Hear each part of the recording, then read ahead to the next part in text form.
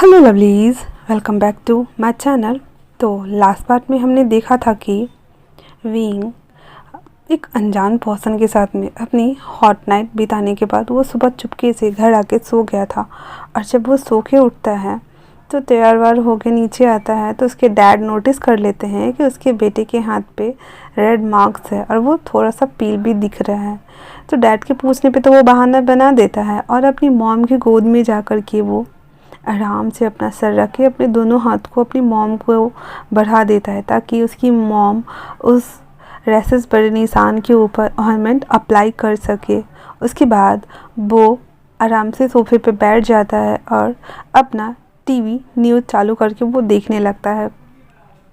उसके बाद उसकी मॉम उसके लिए ब्रेकफास्ट लेकर के आती है और विंग टीवी देखते देखते ही अपनी मॉम के हाथ से वो ब्रेकफास्ट फिनिश करता है।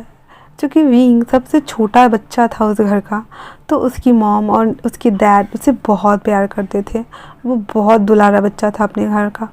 तो जब न्यूज़ देखने के बाद वो बोर हो जाता है तो वो वापस से अपने कमरे में चला आता है और फिर थोड़ा देर रेस्ट करता है। अभी रात के लगभग 8 बज रहे थे तो वो नीचे आता है और अपना जो डिनर टाइम का डिनर होता है वो फिनिश करता है सभी फैमिली वालों के साथ। फिर वो अपने डैड को बोलता है, डैड मैं अभी लैब जाना चाहता हूँ, मुझे कुछ आइडिया आया है मुझे नए परफ्यूम्स को लेके। तो उसके डैड बोलते हैं, विंग अभी इतना रात हो गया है, तुम इतनी रात में कैसे जा सकते हो? तुम्हें जाना है तो तुम कल सुबह चलना हम लोग के साथ, ठीक है? इस पर विंग मुंह बनाते हुए कहता है, डैड मैं कोई बच्चा नहीं हूँ, आप प्लीज़ बच्चा जैसे बिहेव मत कीजिए ना।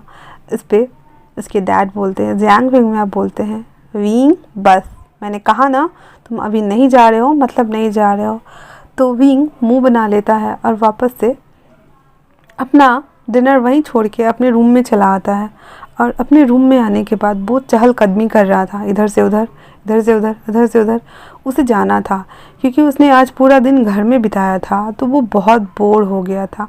अब वो यहाँ से भागना चाहता था, इसीलिए वो निया हुसैन को कॉल करता है और कहता है मेरे घर के बाहर कार लेके आओ। और फिर वो विंग चुपके से अपने खिड़की से बाहर निकल के उतर के वो निया हुसैन के साथ पार्टी के लिए क्लब चला जाता है। वहाँ जाने के बाद वो और विनिंग और निया हुसैन तीनों ड्रिंक कर रहे होते हैं और वापस से उस रेस्टोरेंट का उस क्लब का नज़ारा वो लोग देख रहे होते हैं। तभी विंग ड्रिंक करते करते कल के बारे में सोचने लगता है कि कैसे वो बाहर निकला और फिर वो पर्सन उसके साथ उसने नाइट स्पेंड कर लिया था। ये सारी बातें विंग के दिमाग में एक एक करके फ्लैश हो रही थी और वो यही सब सोच रहा था। तभी उस क्लब में एंट्री होती है हमारी लावांग जी की, जो वापस से किसी मीटिंग के लिए यहाँ आया हुआ था और वो अपने सीधे वीआईपी सेक्शन एरिया में चला जाता है। एक पल के लिए तो विंग को लगता है कि ये बंदा जिसे मैं अभी देख रहा हूँ ये कल रात वाला ही है और वो इसके पीछे जाने लगता है। तभी उसके बॉडीगार्ड उसे रोक लेते हैं और कहते हैं, तुम कहाँ जा रहे हो और इस तरह से क्यों भाग के आ रहे हो? तुम हमारे बॉस से नहीं मिल सकते हो।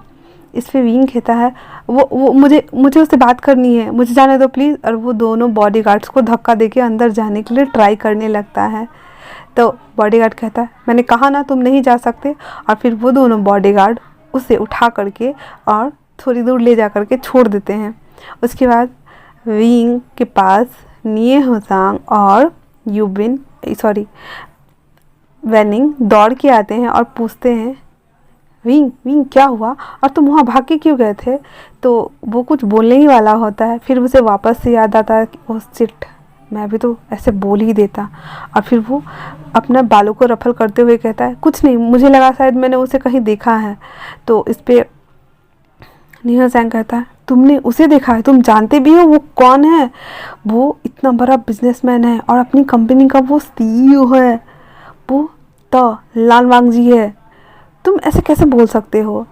तो विंग नियो हसान के मुंह घुमा के कहता, होगा कहीं का सीईओ या फिर द लानवांग जी। अपने हाथों को ऐसे वो पक पक करके बोलता है, मुझे उससे क्या, मुझे तो लगा शायद मैंने उसे देखा है कहीं पे। और इतना बोल के वापस वो लोग रिंग एंजॉय करने लगते हैं। अब इधर लानवांग जी वो अपने वीआईपी सेक्शन एरिया में बैठा हुआ था और कुछ प्रोजेक्ट्स जिसके बारे में वो डील करने के लिए आया था, तो वो लोग दूसरे पार्टी का वेट कर रहे थे। तभी थोड़ी देर बाद वो लोग भी आ जाते हैं और वो लोग बात करने लगते हैं।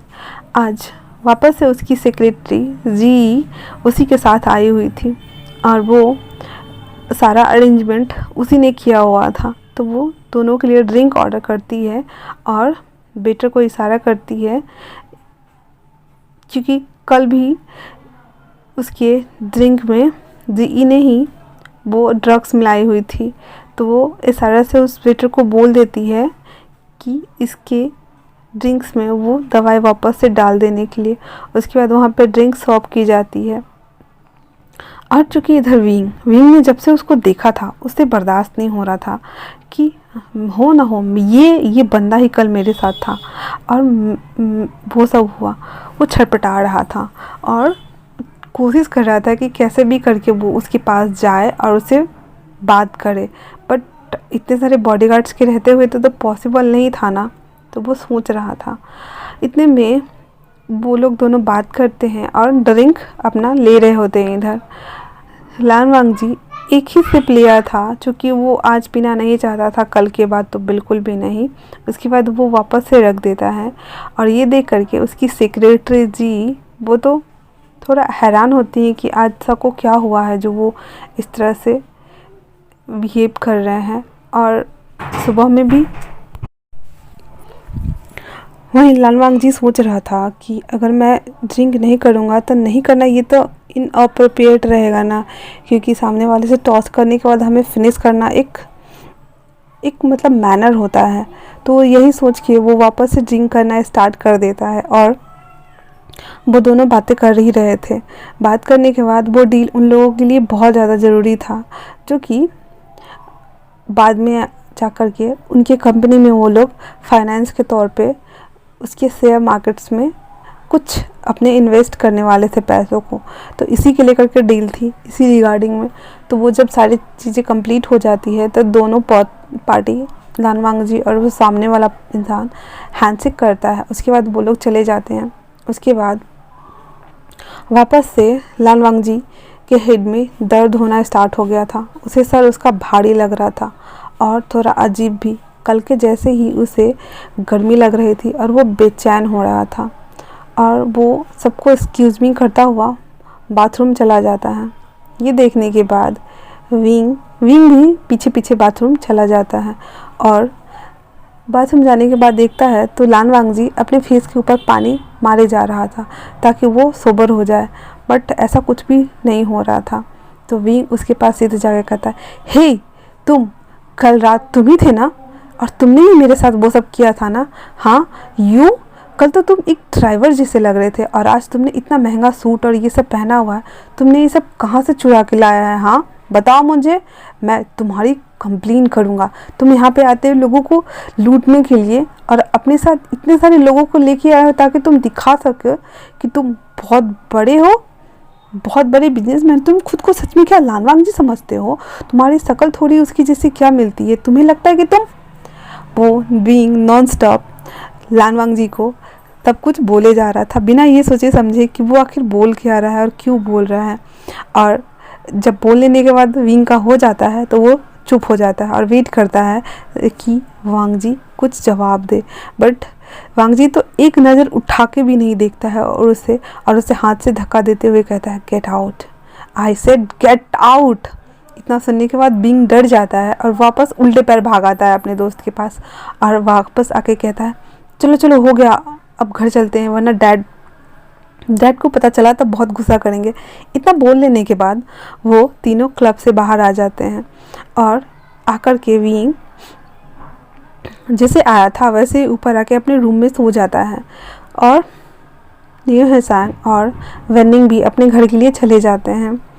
घर पहुंचने के बाद विंग अभी भी उस इंसान के बारे में सोच रहा होता है कि क्या वो सच में लान वांग जी है या फिर कल वाला इंसान, दोनों इतने सिमिलर कैसे लगते हैं। तो फिर वो अपनी क्यूरियोसिटी को कम करने के लिए और अपने जो थॉट उसके दिमाग में चल रहे थे उन सभी चीज़ों को क्लैरिफाई करने के लिए वो अपना लैपटॉप निकालता है और उस पर सर्च करता है लैन फैमिली के बारे में, जहाँ उसे लैन किरण की वाइफ एंड लैन सिचैन की वाइफ मिंगयाओ और लैन वांग जी सबकी पिक्चर्स आती है और थोड़ी बहुत बायोग्राफी भी, जिसमें वांग जी की बायोग्राफी थी उम्र 25 साल, बैचलर और अपनी कंपनी का सीईओ था। उसने अपनी पढ़ाई बाहर ऑक्सफोर्ड यूनिवर्सिटी से कंप्लीट की थी। वो बिजनेस में बहुत अच्छा था और उसने बिजनेस की ही पढ़ाई बाहर करी हुई थी। इन्वेस्टमेंट में उसका कोई हाथ नहीं पकड़ सकता था। उसने आते ही अपना बहुत सारा एसेट बना लिया हुआ था अपने बलबूते पे और वो इस लायक था कि वो अपनी कंपनी को संभाल सके। इसीलिए उसके डैड ने उसे सीईओ का पोस्ट दिया था और उस कंपनी के प्रेसिडेंट लैन सिचैन को बनाया था।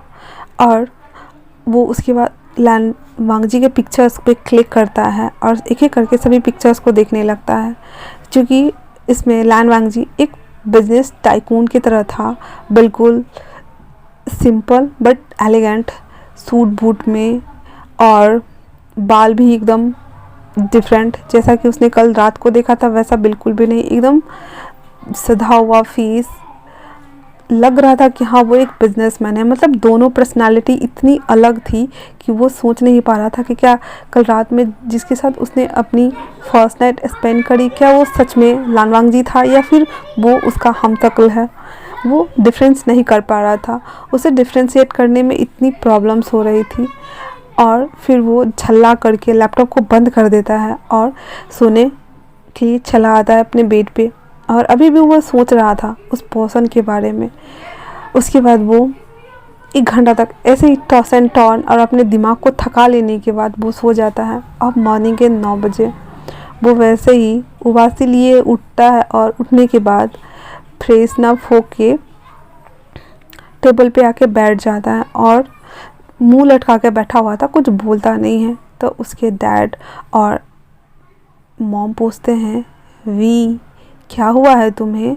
इस पे विंग बोलता है, मॉम कुछ भी तो नहीं, मुझे रात को नींद नहीं आई। और फिर वो अपनी मॉम को हग कर लेता है उसके कमर से पकड़ के। तो उसकी मॉम उसके बालों को सहलाते हुए कहती है, क्या हुआ मेरे बनी को। तो विंग कहता है, मॉम क्या इस दुनिया में एक जैसे शक्ल के 2 लोग होते हैं। तो इस पर उसकी मॉम एंड उसके डैड पहले तो एक दूसरे को देखते हैं, फिर वो आचिंग की ओर देखता है और उसके बाद जब देखते हैं कि विंग ने ऐसे पाउट करके मुंह बनाया हुआ है तो उसका मन रखने के लिए उसके डैड बोलते हैं, क्या तुमने 2 लोगों को देखा है वी। इस पे विंग कहता है, हाँ डैड, पर दोनों के बस फेस ही मिलते हैं, बाकी दोनों की पर्सनालिटी बिल्कुल डिफरेंट है। तो इस पे जांग फेंगमियांग कहते हैं, हाँ ऐसा होता है कि एक जैसे दिखने वाले कई लोग हो सकते हैं, थोड़ी बहुत चेंजेस होते हैं बट दोनों सिमिलर नहीं होते हैं। इस पे विंग कहता ओ। उसके बाद वो अपनी मॉम को हग जो किए हुआ था वो उसे ब्रेक करता है और वापस से ब्रेकफास्ट फिनिश करने में लग जाता है, क्योंकि उसका फेवरेट ब्रेकफास्ट उसकी मॉम स्पाइसेस के साथ बना के लाई थी तो वो खाने लगता है। और मैडम यू अभी भी जियांग फेंगमियांग की ओर देख रहे थे, मानो वो पूछना चाह रहे हो कि आखिर विंग ने ऐसा सवाल क्यों पूछा है। उसके बाद वो लोग कुछ नहीं कहते हैं और चुपचाप से अपना ब्रेकफास्ट कंप्लीट करने लगते हैं। उधर विंग के दिमाग में चल रहा था कि हो ना हो उसने जिसके साथ रात स्पेंड किया है वो दोनों 2 पर्सन है, वो लान वांग जी हो ही नहीं सकता। लान वांग जी और टैक्सी में क्या करेगा, मतलब कहीं से किसी का कनेक्शन मिल ही नहीं रहा था, तो वो स्टिल कंफ्यूजन की हालत में था। उसके बाद वो अपना ब्रेकफास्ट कंप्लीट करने के बाद आचिंग के साथ लैब के लिए निकल जाता है। रास्ते में आचिंग उससे पूछता है, विंग क्या हुआ है तुम्हें, तुमने फिर से क्या गड़बड़ करी है। इस पे विंग मुंह बनाते हुए कहता है, आचिंग तुम्हें क्यों लगता है कि हर बार मैं ही गड़बड़ करता हूँ।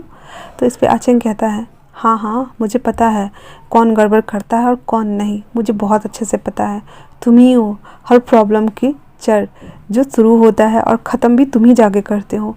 इस पे विंग मुंह बनाते हुए कहता, भूलो मत कंपनी मेरी वजह से चल रही है, अगर मैं नहीं गया ना काम पे तो तुम तो आचिंग कहता, हाँ तुम क्या, तुम्हारी जगह हम नया रख लेंगे, इसमें क्या है। इस पे विंग कहता है, आचिंग। तो आचिंग भी बोलता है, विंग क्या, हाँ तुम भूलो मत तुम अभी नॉन क्वालिफाइड हो और डैड की कंपनी है तो क्या हुआ, तुम्हें तो मेहनत करनी पड़ेगी ना, और वैसे भी तुम लैब में काम करते हो तो तुम्हें क्या पता बाहर कितनी टेंशन होती है। इतना बोल के दोनों मुंह फुला के और एक दूसरे को बिना देखे दूसरी तरफ मुंह करके शांति से बैठ जाते हैं।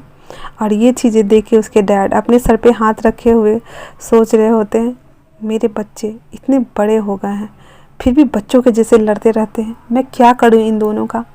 इस पे जियांग फैनबिया बोलते हैं, आचेंग। तो कहता है, डैड क्या, आप मुझे ही क्यों बोलते हैं हमेशा। इस पे विंग कहता है, हाँ डैड हाँ, इसी की गलती है, इसी ने मुझे ऐसे टॉन्ट मारा। तो जियांग फैनबिया कहता है, विंग। तो वो चुप हो जाता है और दुबक के अपने सीट पे बैठ जाता है, मैं आऊँ बिल्ली के जैसे।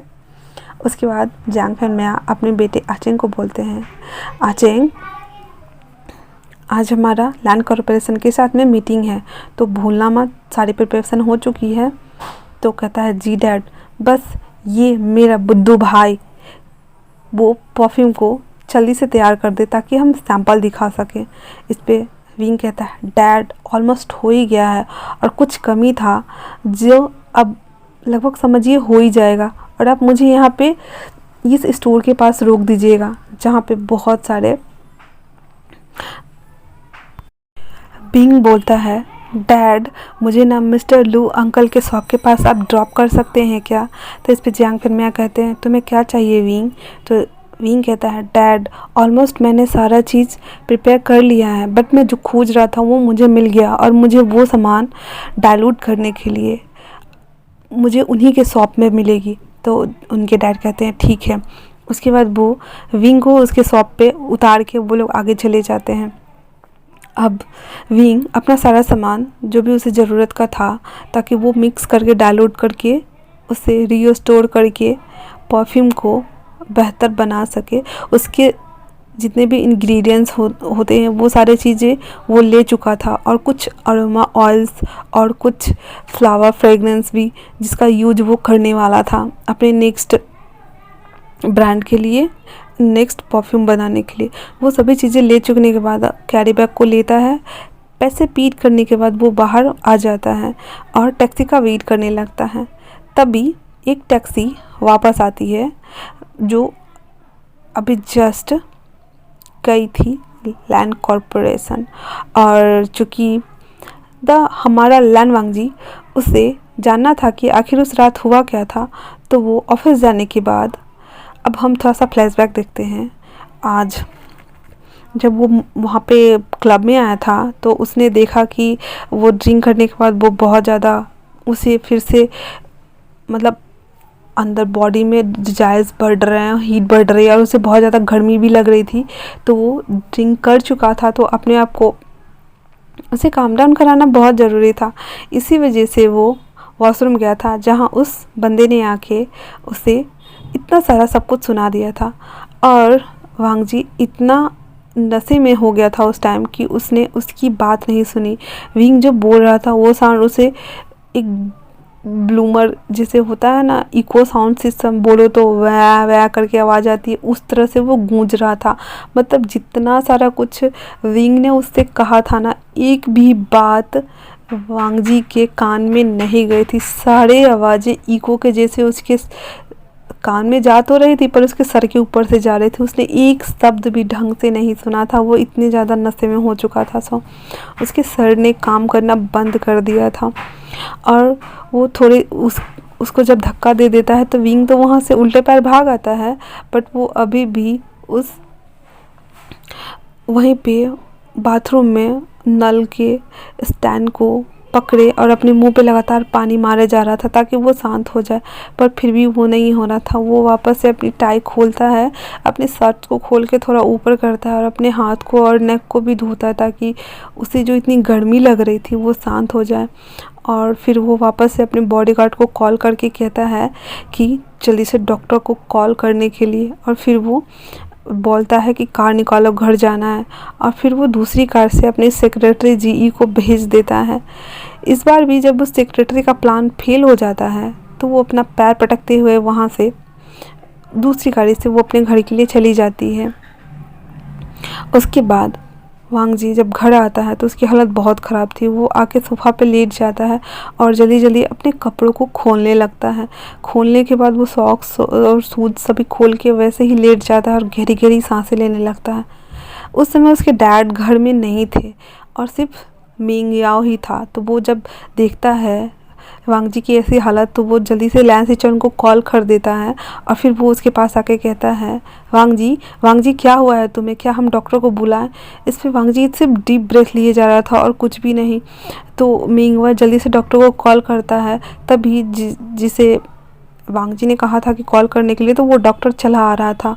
वो आते ही जब देखता है वांग जी को तो उसकी बॉडी की हीट बढ़ रही थी और तब वो डॉक्टर चेक करता है और सुई लगाता है और फिर उसे एक दवाई देता है जिससे ताकि वो अभी सो जाए। वो देने के बाद वांग जी को वैसे ही सोफे पर लिटा दिया जाता है और मिंग और अंदर से जाकर के एक पतला सा कपड़ा लेके आता है, चद्दर टाइप का, और वो उसके ऊपर लिटा देता है क्योंकि वांग जी ने अपने शर्ट्स को उतार के फेंक दिया था और सिर्फ उसने पैंट पहना हुआ था, तो बॉडी उसकी नेकेड थी, इसी वजह से लिटा देता है। उसके बाद वो मिंगवा पूछता है डॉक्टर से कि इसे क्या हुआ है, तो वो डॉक्टर बोलता है इसे ड्रग दिया गया था ताकि ये अराउज्ड हो सके, और मुझे लगता है शायद इसके साथ बहुत बार ऐसा कुछ हुआ है। इसे कोई भी चीज़ में पिलाया जाता है दे करके, तभी इसकी बॉडी में वो ड्रग्स बहुत जल्दी असर करना शुरू कर देता है, शायद इसी वजह से। तो उसके बाद वो मिंग और डॉक्टर को थैंक यू बोलता है और उसके बाद वो वहाँ से डॉक्टर चला जाता है। जब उसके लैन सिचन घर आते हैं तो देखता है कि वांग जी अभी भी हॉल में ही नीचे लेटा हुआ है। तो मिंगवा से पूछता है वो कि क्या हुआ है ऐसे, तो मिंगवा सारी चीज़ें बता देता है कि कैसे वो घर आया और अपने कपड़े को खोला और ऐसे, और फिर डॉक्टर ने बोला तो वो कहता है लैन सिचन मिंगिया से, तुम डैड को इस बारे में कुछ भी नहीं बताओगे, प्रॉमिस करो मुझसे। तो मिंगिया कहता है मैं प्रॉमिस करता हूँ सिचन, मैं डैड को कुछ भी नहीं करूँगा, लेकिन अभी सबसे पहले हमें वांग जी को ऊपर लेके जाना होगा इससे पहले कि डैड घर आ जाए। तो कुछ बॉडीगार्ड्स और लैन सिचन मिलके वांग जी को अपने रूम में ले जाके लिटा देते हैं जेंटली, और उसे कंबल से टक करके सभी लोग नीचे आ जाते हैं। और अब नेक्स्ट दिन सुबह मॉर्निंग में जब वांग जी की नींद खुलती है तो उसके सर में अभी भी बहुत हेडेक हो रहा था। वो सो के उठा तो अपना हेड पकड़े ही उठता है और उठ के बैठ जाता है, और वो जैसे बीच से उतरने वाला होता उसे चक्कर आ रहे थे, फिर भी वो जैसे तैसे खुद को मैनेज करता हुआ वॉशरूम जाता है। तो देखता है कि उसके नेक एरिया के पास, क्योंकि उस दवाई ने असर किया था उस ड्रग्स ने और डॉक्टर ने उसे एंटीडोट दिया था, तो उसके नेक एरिया के आसपास चेस्ट तक लगभग पूरे रेड डॉट जैसे बन गया था। तो वो अपने पूरे बॉडी को चेक करता है अगर आगे और पीछे से हाथ में भी कहीं कहीं थे। उसके बाद वो वापस से कॉल लगाता है। उसका एक दोस्त था जो डॉक्टर ही था, तो वो उसे कॉल लगाता है। तो चेंगी को वो कॉल लगाता है। तो चेंगी जब कॉल पिक करता है तो कहता है हेलो डूड, तुमने मुझे कैसे याद किया? तो इस पर वांग जी कहता है मुझे तुमसे कुछ काम है, मुझे ना टेस्ट कराना है। तो वो बोलता है ठीक है हॉस्पिटल आ जाओ। तो वो रेडी वेडी है कि बिना ब्रेकफास्ट किए ही हॉस्पिटल के लिए निकल जाता है, और हॉस्पिटल आने के बाद वो चेंगी उसके ब्लड का टेस्ट करता है और बोलता है कि जब रिपोर्ट्स आ जाएंगे तो मैं तुम्हें बता दूंगा, बट तुम मुझे बता सकते हो कि तुम्हारी ये हालत कैसे हुई? क्योंकि उसने अपना शर्ट खोल के मतलब वो चेकअप किया था, वो डॉक्टर था तो चेकअप किया था तो देखा था कि उसके बॉडी के ऊपर रेड रेड डॉटेड बने हुए हैं। और वो बता देता है कि मुझे तो याद नहीं है, बट मुझे कल शायद किसी ने फिर से ड्रग दिया था और मैंने डॉक्टर को कॉल किया था, तो शायद हो सकता है कि ये एंटीडेट की वजह से हुआ हो। तो इस पे चेंगी कहता है हाँ हो तो सकता है, पर तुम्हें ड्रग्स दे कौन रहा है, क्या तुमने पता लगाया? तो वो कहता है नहीं अभी तक तो नहीं, पर मैं अब लगा लूँगा। और उसके बाद वो वहाँ से निकल जाता है। फिर उसे ऑफिस जाना था, तो वो पता नहीं उसे क्या सोचता है, वो कहता है मैं तुम्हारी कार लेके जा रहा हूँ, मैंने अपनी कार को वापस भेज दिया है। इस पे कहता है ठीक है। चेंगी भी मान जाता है और वो कार दे देता है, क्योंकि वो कार अब कहाँ लैंड कॉरपोरेशन का सीईओ की गाड़ी और एक डॉक्टर की कार, अंतर तो होगा ना। तो वो उसकी कार लेके जा रहा होता है और तभी वो विंग को देखता है उस जहाँ पे एरोमाज के सारे सामान मिलते थे, जहाँ पे फ्रेग्रेंस और एरोमा का सारा सामान, वो वहाँ पे खड़ा था और वांग जी अपने ऑफिस के लिए जा रहा था। तभी वो विंग को वहाँ पे खड़ा देखता है तो उसके पास कार ले जाके खड़ा कर देता है। जैसे ही कार रुकती है तो विंग बोलता है क्या मुझे वहाँ तक, मतलब वो अपने ऑफिस के बारे में बोलता है कि मुझे वहाँ तक छोड़ दोगे। जैसे ही कार की डोर की शीशा ओपन होता है वो देखता है कि कार में कल रात वाला बंदा ही बैठा है। तो वो तो पहले शौक से उसकी मुंह खुला था और अपनी आंखें बड़ी हुई करते कहता है तुम मुझे मिल गए, मैं तुम्हें छोड़ूंगा नहीं। और इतना बोलने के बाद वो गुस्सा करने लगता है। तभी वांग जी जब देखता है विंग को तो उसे याद आता है कि हाँ ये तो कल रात इसके साथ ही मैंने ये किया था। फिर वो उसे ये भी बात याद आती है कि वो अपनी रिस्पॉन्सिबिलिटी लेना चाहता था, इसीलिए वो कल कल कल वाली बात जब उसे याद आती है तो वो अपनी कार से बाहर आता है और कहता है हाँ मैं ही हूँ। इससे विंग इससे कुछ कहता, वांग जी कहता है सॉरी मैंने वो सब कुछ किया, मुझे माफ़ कर दो। तो इस पे विंग तो दांत पीसे जा रहा था गुस्से में। तो आज के लिए इतना ही, अब नेक्स्ट देखते हैं विंग कितना डांट लगाता है। और अगर आप लोगों को ये स्टोरी लाइन अच्छी लगती है तो प्लीज़ मेरे चैनल को सब्सक्राइब एंड वीडियो को लाइक और कमेंट्स करके मुझे ज़रूर बताइएगा। तब तक के लिए stay tuned, take care, bye bye.